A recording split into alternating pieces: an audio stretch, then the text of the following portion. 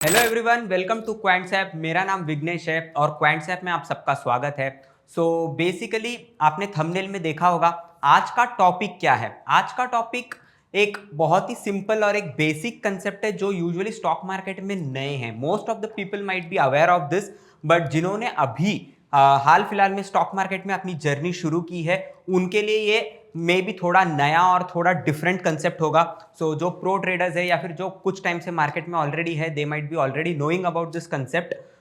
Beginners के लिए ये कंसेप्ट है। ओके, सो आज का टॉपिक का नाम है हमारा शॉर्ट सेलिंग। शॉर्ट सेलिंग क्या होता है, शॉर्ट सेलिंग क्यों करना है, शॉर्ट सेलिंग कब करना है, शॉर्ट सेलिंग के फायदे क्या है और शॉर्ट सेलिंग के नुकसान क्या है, इनके बारे में आज हम बात करेंगे। Okay, so first of all अगर आप क्वांट्स ऐप में नए हो तो अगर आपने अब तक क्वांट्स ऐप का एप्लीकेशन इंस्टॉल किया नहीं है, आपको नीचे वीडियो के नीचे जो डिस्क्रिप्शन दिया हुआ है उसमें आपको एप्लीकेशन इंस्टॉल करने का लिंक दिया गया है। Kindly click on that link and install the quants app application at the earliest. Okay, so quants app install करने के फायदे क्या है। अगर आप इसको इंस्टॉल कर लेते हो तो इमीडिएटली 25 फ्री टूल्स का एक्सेस आपको मिल जाएगा। अगर आपको पता हो तो क्वांट्स ऐप में करीब करीब 70 से 80 टूल्स है, उसमें 25 टूल्स फ्री ऑफ कॉस्ट है। ओके, सो उन फ्री टूल्स को आप डेफिनेटली अपने ट्रेडिंग में यूज कर सकते हो। That will definitely help you to improvise your trading journey.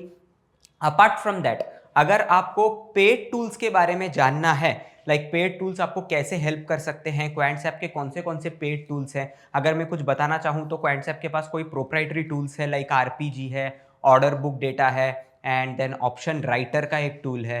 अगर ये सब कैसे आपको हेल्प करेंगे, अगर आप उनके बारे में ज़्यादा जानना चाहते हो तो नीचे डिस्क्रिप्शन में वीडियो लाइब्रेरी का लिंक दिया हुआ है, उसको क्लिक करिए। That will automatically redirect you to the video library page, और else if you have installed the application kindly go to learn section and go to video library. Video library क्या है, basically जितने भी tools है quants app के पास वो सारे tools यहाँ पे आपको मिल जाएंगे। उनके सबके ऊपर यहाँ पे वीडियो बना के डाला गया है और ये सब फ्री ऑफ कॉस्ट है। Okay, no charges. आप डेफिनेटली जाके इनको देख सकते हो and we have covered these videos in 4 different languages, English, Hindi, Marathi and Tamil. 4 different languages में वीडियोस कवर किए गए हैं। आपको जो लैंग्वेज सही लगे आप उनमें जाके वीडियोस को देख सकते हो।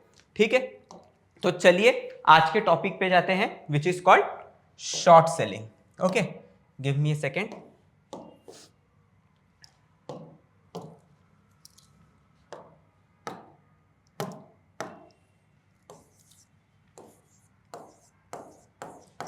Short selling. Okay okay, so जैसे मैंने कहा जो एकदम न्यू ट्रेडर्स हैं, जो एकदम नए हैं, बिगिनर्स हैं, उनके लिए है ये topic. Okay, so short selling basically क्या है। यूजुअली हम स्टॉक मार्केट में क्या करते हैं।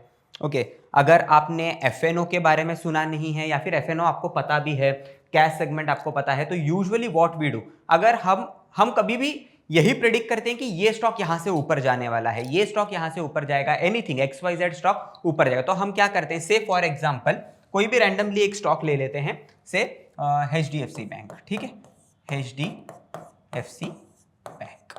ओके, समझिए इसका करंट मार्केट प्राइस चल रहा है अभी कुछ 1650 के आसपास। ठीक है, और मुझे लग रहा है ये 1700 रुपए तक जाएगा। ठीक है, तो what I will do, usually I will go and buy this stock से XYZ क्वांटिटी। कितना भी मैं क्वांटिटी खरीदूंगा, XYZ क्वांटिटी, या फिर मैं फ्यूचर्स या ऑप्शंस में ट्रेड करता हूं तो उसके मुताबिक मैं 1 या 2 लॉट जो भी हो मैं खरीदूंगा, और जैसे ही ये स्टॉक ऊपर जाएगा मैं बेचूंगा, मेरा फायदा होगा। सिंपल सा हिसाब है।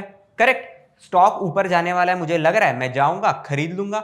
जैसे इसका भाव 1650 से समझिए 1680 हो गया, 1700 रुपया हो गया, जो कुछ भी, और मुझे मुनाफा दिख रहा है तो मैं उसको जाके बेच के अपना प्रॉफिट बुक कर लूंगा। Correct, this is the concept. से फॉर एग्जांपल अभी ये HDFC बैंक का ही स्टॉक, ओके 2 मिनट, ओके, से सेम HDFC बैंक 1650 पे ट्रेड कर रहा है। ठीक है, HDFC बैंक 1650 पे 1650 रुपए पे ट्रेड कर रहा है। ठीक है, करंट मार्केट प्राइस, और मेरे पास इसका कोई स्टॉक नहीं है। ठीक है, मैंने इसका स्टॉक ले नहीं रखा है, और मुझे ऐसा लग रहा है बेस्ड ऑन सम एनालिसिस, मुझे लग रहा है कि ये HDFC बैंक का स्टॉक अगले 1 दिन में या फिर आज के आज या 2 दिन में, लेकिन ये यहां से टूटने वाला है और 1600 का भाव दिखाने वाला है। 1600 पे ये स्टॉक आने वाला है। Okay, so in this case मैं क्या कर सकता हूं, मेरे पास स्टॉक है ही नहीं।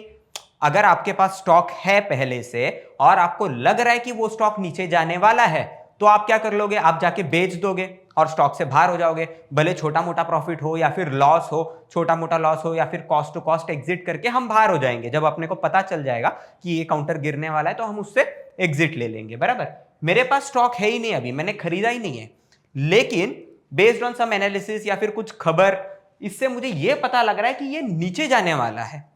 तो इसके नीचे जाने का फायदा मैं कैसे उठाऊंगा?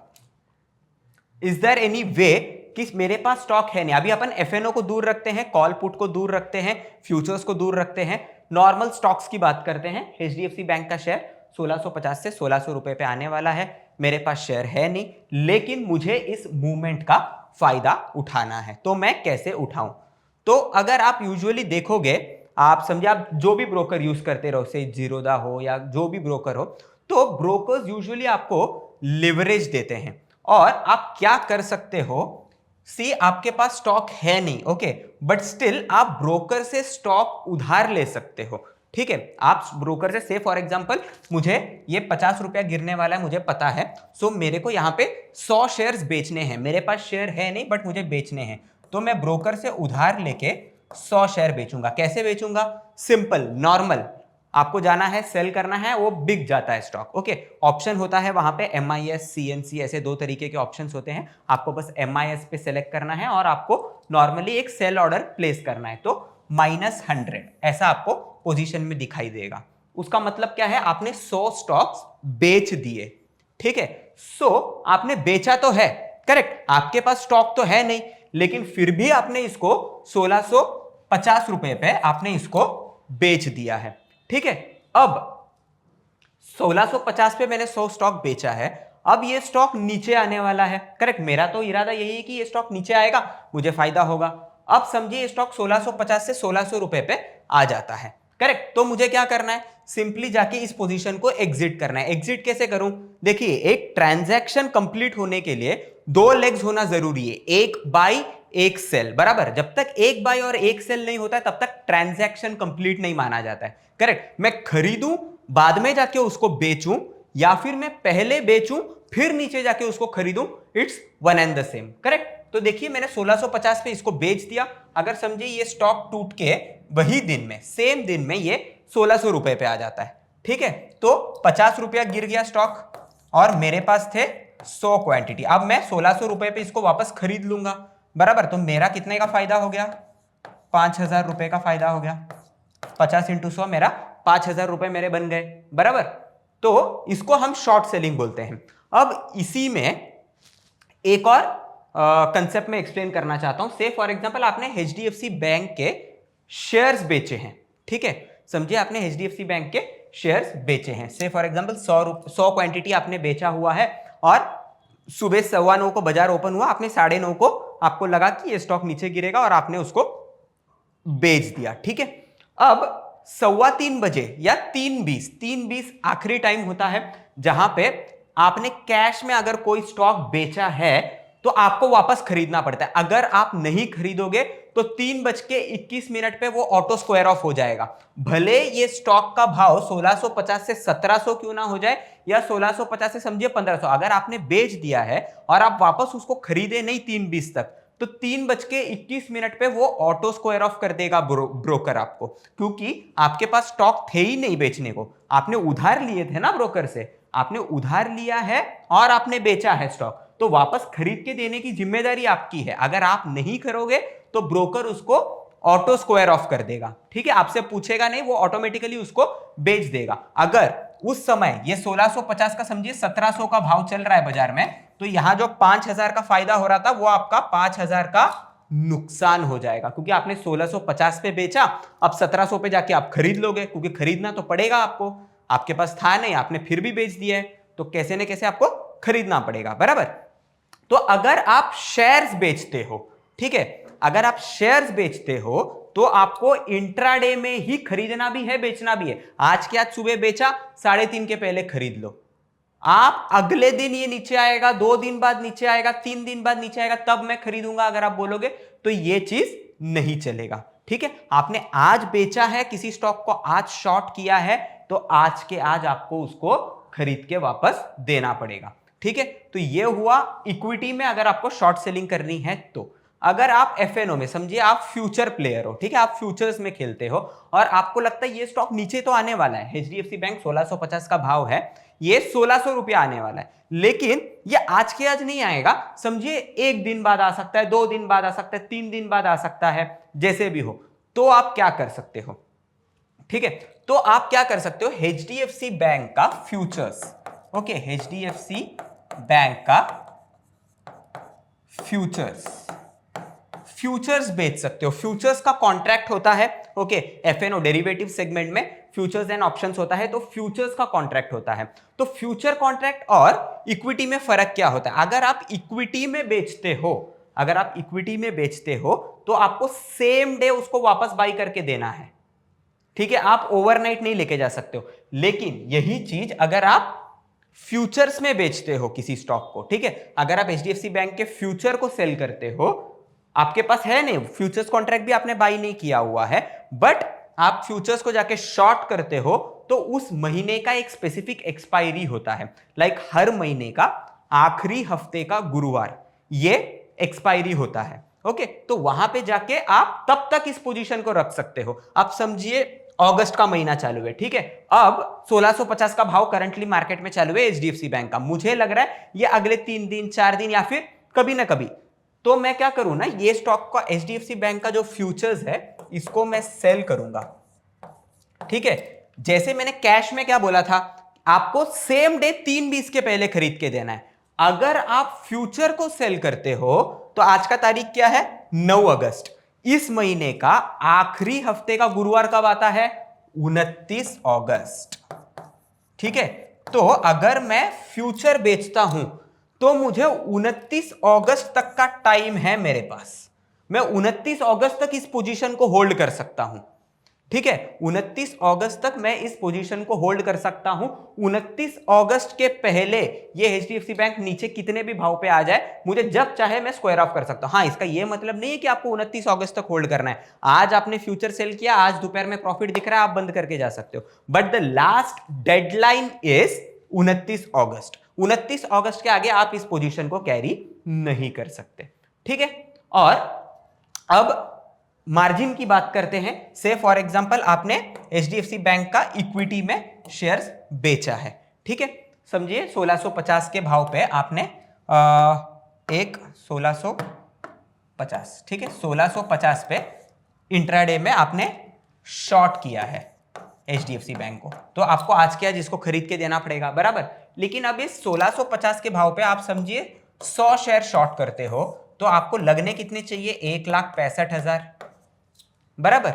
लेकिन अगर असली में आपको खरीदना होता है प्रॉपरली, अगर आपको पूरा पैसा देके 100 शेयर खरीदना होता है, 1,65,000 रुपया आपको टेबल पे रखना पड़ेगा, तब जाके आप खरीद पाओगे 100 शेयर। अगर आप इसको बेचते हो, अगर आप इसको शॉर्ट करते हो, तो आपको इस पे मार्जिन मिलता है। अब वो ब्रोकर टू ब्रोकर डिपेंड करता है, कोई आपको 5x लिवरेज देगा, कोई 10x देगा, कोई 20x देगा, that purely depends. But usually अगर आपके अकाउंट में 20 से 30,000 रुपए है, 20 से 30,000 रुपए है, तो मोस्ट ऑफ द टाइम्स आपका 30,000 के आसपास पकड़ के चलिए, आपका ये सौदा हो जाना चाहिए। आप 1650 के भाव पे 100 शेयर्स अगर एचडीएफसी बैंक का शॉर्ट करते हो, ठीक है, 100 शेयर्स आप शॉर्ट करते हो, अगर आप इंट्राडे पे उसको स्क्वायर ऑफ करना चाहते हो, तो आपके अकाउंट में अगर 30,000 रुपए तक लगभग, ओके, अप्रोक्सीमेटली अगर इतना पैसा होता है, तो आप इस ट्रेड को यूजुअली एग्जीक्यूट कर सकते हो। और सेम डे अगर वो 1650 से गिर के 1600 तक आता है, तो 100 शेयर के पीछे 50 रुपया इंटू 100 शेयर आपने बेचे थे, आपका 5,000 का मुनाफा बन जाएगा। ठीक है, तो ये इंट्राडे में आपको शॉर्ट सेलिंग कैसे करना है ये हमने देखा। अब देखिए, let me go to chart and कोई भी एक रैंडम, ठीक है, state bank of India. Okay, so state bank of India पे हम एक एग्जांपल देखते हैं रैंडमली। अब हाँ, तो देखिए यहां पे, गिव मी ए सेकेंड,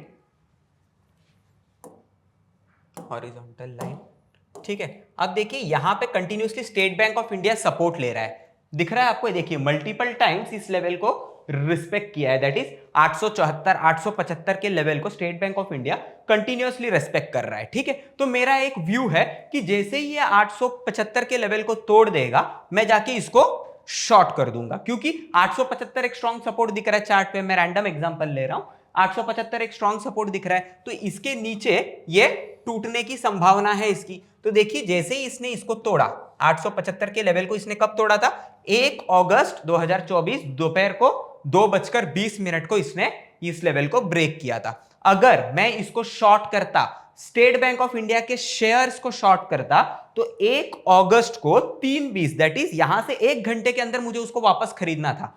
हाँ, वो तो अच्छी बात है कि भाव उसका नीचे आ गया था, बाजार बंद होने के पहले 4-5 रुपया नीचे आ गया था, अगर आप 100 शेयर बेचते तो 400-500 आप बना लेते, लेकिन आपका व्यू है कि 870 टूटने के बाद ये 850 आएगा, तो 850 भी आया था, अगर आप देखोगे यहां देखिए 850 तक भी ये भाव आया था, लेकिन वो अगले दिन आया था। तो अगर आप यहां पे इक्विटी ना शॉर्ट करके अगर आप फ्यूचर शॉर्ट करते, अगर आपका पोजिशनल व्यू है, आपको लगता है 1 से 2 दिन बाद ये गिरेगा, सेम डे नहीं गिरेगा, लेकिन 1-2 दिन अगर मैं होल्ड कर लूं तो इसके गिरने की संभावनाएं हैं, तो अगर आप 1 दिन 2 दिन 3 दिन इसको कैरी करना चाहते हो, बेच के अपने पास बैठना चाहते हो, तो आप फ्यूचर शॉर्ट करोगे तो आपका पैसा यहां पे बनेगा। अब दूसरी बात, फ्यूचर्स में लॉट साइज डिफाइंड होता है, आप जाके 50 क्वांटिटी 100 क्वांटिटी नहीं बेच सकते हो। जैसे स्टेट बैंक ऑफ इंडिया की बात करें तो शायद 800 की क्वांटिटी है, ओके, तो हर किसी का अपना लॉट साइज फिक्स्ड होता है, किसी में 500 होता है, किसी में 250 होता है, किसी में 800 होता है। ठीक है, तो समझिए आपको स्टेट बैंक ऑफ इंडिया में से फॉर एग्जांपल लॉट साइज 800 का है, रैंडमली मैं एग्जांपल ले रहा हूं, तो 800 क्वांटिटी का आपने फ्यूचर बेच दिया। ठीक है, आपको लग रहा है नीचे आएगा, आपने बेच दिया उसको। समझिए आपको ये चीज करने के लिए अब 800 इंटू 874, 800 इंटू 874 करोगे तो लगभग 6 से 6.5 लाख रुपया लगता है, बराबर। अगर आप बेचोगे 800 क्वांटिटी, और एक क्वांटिटी का भाव क्या, 874 का भाव है, तो 6 से 6.5 लाख लगेंगे आपको। लेकिन यही चीज अगर आपके अकाउंट में 6-6.5 लाख का अगर 25%, दैट इज लगभग 1.5 से 2 लाख भी अगर आपके अकाउंट में है, तो आप ये सौदा ले सकते हो। तो इस पे ओवरनाइट रिस्क क्या होता है, अगर आप यहां पे इसको शॉर्ट करते हो 870 पे, समझिए अगला दिन ये 900 चला जाता है, तो आपको इमीडिएटली जितना भी शॉर्टफॉल है वो पैसा आपको भरना पड़ेगा, क्योंकि आपने पूरा पैसा देके नहीं इसको बेचा है, आपने सिर्फ 20-25% अपफ्रंट इनिशियल मार्जिन बोलते हैं हम इसको, आपने जस्ट एक इनिशियल मार्जिन देके इसको शॉर्ट किया हुआ है, बराबर। अगर समझिए ये 800 का अगले 2 दिन में समझिए ये 1500 चला जाता है, ठीक है, अगले 2 दिन में ये 1500 चला जाता है, तो आपका नुकसान कितना हो गया, 800 रुपए से बढ़ गया, 800 क्वांटिटी मतलब आपका 6 से 6.5 लाख का नुकसान हो गया, जबकि आपने पैसा कितना दिया था, आपने दिया तो सिर्फ 1.25 लाख 2 लाख के आसपास दिया था, और नुकसान 6 लाख है, तो सेबी आपके घर पे तो नहीं आएगा कि पैसा दे दो बचा हुआ भरने के लिए, करेक्ट। तो या तो आपको जो शॉर्टफॉल है, अगर पोजीशन आपके अगेंस्ट जाता है, अगर आप फ्यूचर शॉर्ट करते हो, पोजीशन आपके अगेंस्ट जाता है, दैट इज स्टॉक ऊपर चला जाता है, तब आपको जो भी शॉर्टफॉल है वो पैसा आपको इमीडिएटली भरना पड़ेगा, या फिर एक लिमिट के बाद आपका पोजीशन ऑटो स्क्वायर ऑफ हो जाता है। ठीक है, तो आई होप आपको शॉर्ट सेलिंग का कंसेप्ट समझा होगा, शॉर्ट सेलिंग क्या है, मैंने जितना सिंप्लीफाइड तरीके से मैं समझा सकता हूं मैंने मेरी पूरी तरीके से कोशिश किया।